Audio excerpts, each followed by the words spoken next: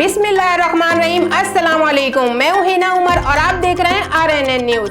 कराची मोहम्मद रमजान छीपा ने वफाकी हुकूमत और सिंध हुकूमत से राब्ता किया है कि लावारिस मैयत को दफनाने के लिए छीपा को जगह मुयस्सर करें और अपील की है कि रजाकार मुख्तलिफ जगहों से जो मैयत उठाते हैं इनको दफनाने के लिए जगह मुयस्सर नहीं है और छीपा रजाकार मैयत लिए फिरते हैं। कराची जैसे बड़े शहर में मैयत दफनाने के लिए कोई जगह नहीं है। Press release.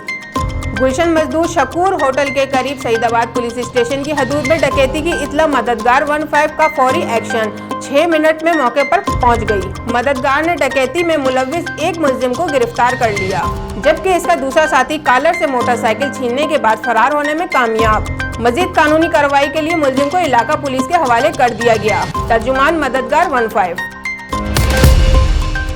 कराची शारा फैसल गाड़ी पर फायरिंग वाकया। फायरिंग से एक शख्स जांबाग और खातून समेत 3 अफराद जख्मी हुए। SSP east. जांबाग शख्स की शनाख्त 35 साला वसीम, जबकि जख्मियों की शनाख्त कौसर नसीर और ड्राइवर मुनीर शाह शामिल। फायरिंग के वाकये में जांबाग शख्स और जख्मी अफराद स्टील टाउन के रिहायशी बताए जाते हैं। मकतूल वसीम और जख्मी खातून मियाँ बीवी हैं और दोनों ने घर वालों की मुखालफत के बाद पसंद की शादी की थी। फायरिंग के वाकये में जांबाग शख्स और जख्मी अफराद अदालत में पेशी के बाद वापस घर जा रहे थे।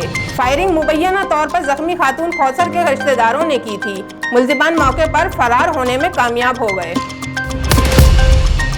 Lahore Samiullah bureau chief. रामगढ़ के इलाके में नामालूम मुल्जिमों की फायरिंग से बाप बेटा कत्ल। मुल्जिमान फरार होने में कामयाब हो गए। थाना मुगलपुरा के इलाके में ठहरे कत्ल की वारदात। दामाद ने ससुर और 2 सालों को फायरिंग करके मौत के घाट उतार दिया।